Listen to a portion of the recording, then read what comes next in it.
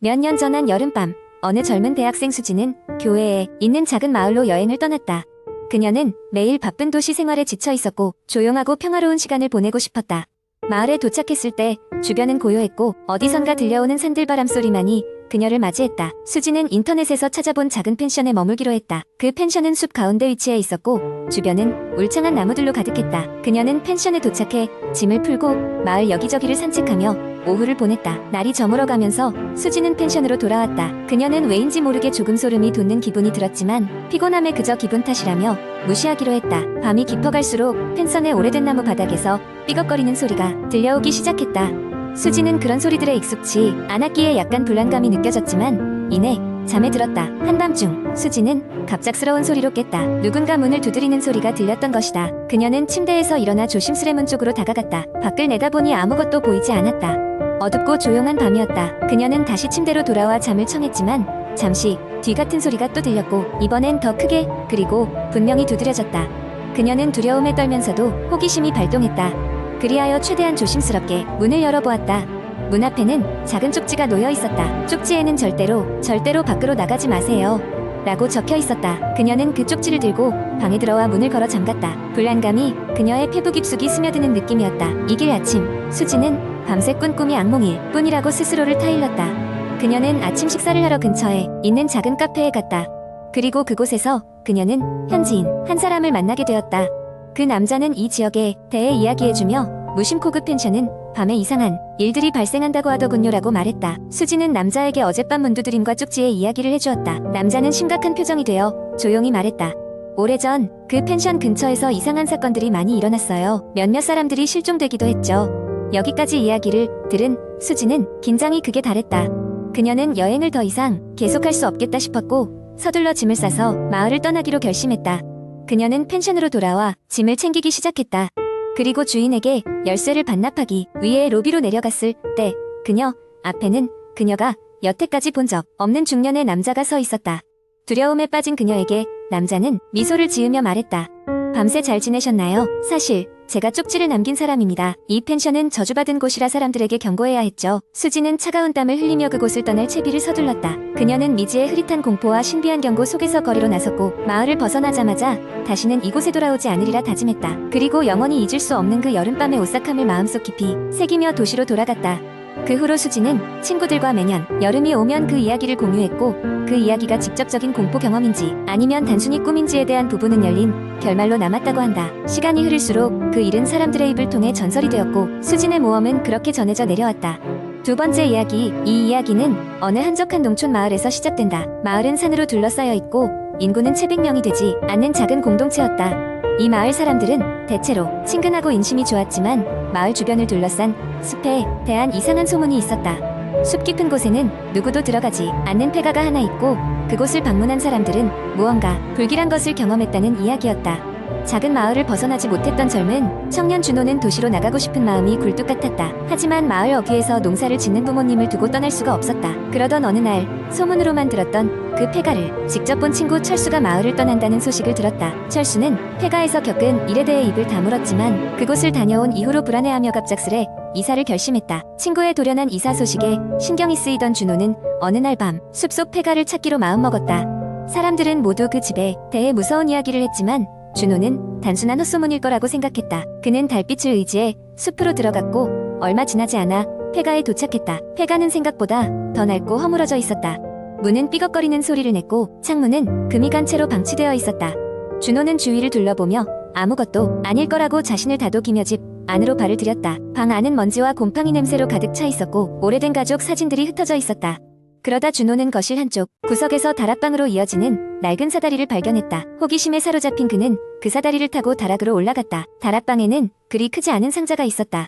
준호는 상자를 열었고 그 안에는 낡은 일기장과 함께 옛날 사진들이 들어있었다. 일기장은 마을의 역사와 관련된 기록들로 가득했지만 일부 페이지는 누군가 의도적으로 찢어낸 흔적이 있었다. 해가 저물고 있었고 갑자기 방 온도가 떨어져 으스스한 기운이 돌았다. 준호는 이상한 느낌에 일기장을 덮고 돌아가려 했지만 그 순간 다락방 문이 갑자기 닫히며 그의 출구를 막아버렸다. 두려움에 휩싸인 준호는 다시 문을 열려고 시도했지만 문은 굳게 잠겨 있었다. 그때 등 뒤에서 이상한 발소리가 들려왔다. 준호가 뒤돌아봤을 때 무언가 희미한 형체가 어둠 속에서 그를 쳐다보고 있었다. 그 형체는 마치 일기장에 있는 사진 속 사람처럼 보였다. 준호는 이를 악물고 소리쳤지만 어떤 소리도 나지 않았다. 공포에 질린 그는 다락방의 작은 창문을 통해 빠져나가려 했지만 쉽지 않았다. 그 순간 그 형체가 다가오며 속삭이듯 말했다. 이곳에 오지 말았어야 했어. 준호는 마지막 힘을 짜내 창문을 밀고 빠져나갔다. 마침내 다락방을 벗어나 숲속으로 달렸다. 그의 귀에는 여전히 그 속삭임이 맴돌았다. 몇 년 뒤 준호는 마을을 떠나면서도 늘 그날의 기억을 떨칠 수 없었다. 그는 가끔씩 그때의 일기장을 다시 꺼내봤고 점점 더 그곳의 비밀과 마을의 과거사에 대해 파고들었다. 결국 그는 그날 밤 폐가에서 마주친 것이 단순한 환상이 아니었음을 깨달았지만 진실은 결코 세상에 드러나지 않았다. 그 후로도 그 마을을 떠나는 사람들은 지속적으로 생겨났고 폐가는 다른 누군가의 호기심을 끌며 언제나 그 자리에 남아있었다. 세 번째 이야기. 어느 여름밤 서울의 한 아파트에 사는 대학생 민수는 종강 후 오랜만에 늦잠을 자며 나름의 휴식을 즐기고 있었습니다. 바깥은 장마철 특유의 꿉꿉한 공기가 감돌고 있었고 민수는 오후 내내 방에서 에어컨을 틀어놓고 게임에 열중하느라 시간 가는 줄도 몰랐습니다. 그렇게 집중하고 있던 중 문득 그의 스마트폰이 진동하며 알림 몇 개가 뜨기 시작했습니다. 알림이 뜬 것은 여러 소셜미디어 앱과 메시지였는데 대부분의 친구들이 그에게 동네에 새로 생긴 괜찮은 카페가 있다며 함께 가보자고 권유하는 내용이었습니다. 근처에서는 꽤 유명한 곳이라고 했지만 민수는 사실 사람 많은 장소를 그다지 좋아하지 않았습니다. 그래서 적당히 핑계를 대고는 다시 게임으로 돌아갔습니다. 그런데 얼마 지나지 않아 문득 거실 쪽에서 일정한 간격으로 똑똑똑 하는 소리가 들려왔습니다. 처음에는 창밖에서 들리는 빗방울 소리라고 생각했지만 소리는 오히려 점점 더 의도적인 느낌으로 변해갔습니다. 조심스럽게 방에서 나와 거실로 발걸음을 옮긴 민수는 그 소리가 현관문에서 나는 것임을 알 수 있었습니다. 문을 열어보니 복도에는 아무도 없었습니다. 이내 다시 방으로 돌아가려는데 현관문 옆에 이상한 쪽지가 붙어있는 것을 발견했습니다. 쪽지에는 그곳에 가지 마세요라는 짧은 문장이 적혀 있었습니다. 처음에는 친구들의 장난인가 싶었지만 뭔가 기분이 좋지 않았습니다. 분명히 그냥 지나칠 수도 있는 일이었지만 왠지 모를 불안감에 휩싸였습니다. 그날 밤 민수는 이상한 꿈을 꾸었습니다. 카페에 간 꿈이었는데 그것은 평범한 카페가 아니었습니다. 꿈속에서의 카페는 희미하고 음산한 분위기를 자아내는 공간이었고 손님들 또한 어딘가 불안해 보였습니다. 가장 기이한 점은 직원이 민수를 바라보며 옅은 미소를 지었는데 그의 눈은 초점이 없고 비어 있었습니다. 다음날 아침 민수는 무겁게 눈을 떴고 지난 밤의 꿈이 결코 그저 꿈이 아니었다는 기분을 떨칠 수 없었습니다. 메시지 앱을 열어보았는데 친구들의 초대는 계속된 상태였습니다. 그 녀석들의 제안이 계속되니 결국 민수는 불안한 마음을 안고 카페에 가보기로 했습니다. 집을 나서기 전 그는 다시 한번 쪽지를 확인했지만 더 이상의 정보는 없었습니다. 카페에 도착했을 때는 대낮임에도 불구하고 왠지 모르게 어둡고 음산한 느낌이 들었습니다. 친구들은 이미 도착해 그를 반겼고 민수는 애써 웃어 보이며 자리에 앉았습니다. 얼핏 보기에 카페는 정말 잘 꾸며져 있었고 음료도 괜찮았습니다. 하지만 민수는 꿈에서 봤던 카페와 몹시 흡사하다는 느낌을 지울 수 없었습니다. 특히 여기서 일하는 직원의 표정이나 눈빛이 그의 꿈을 떠올리게 했습니다.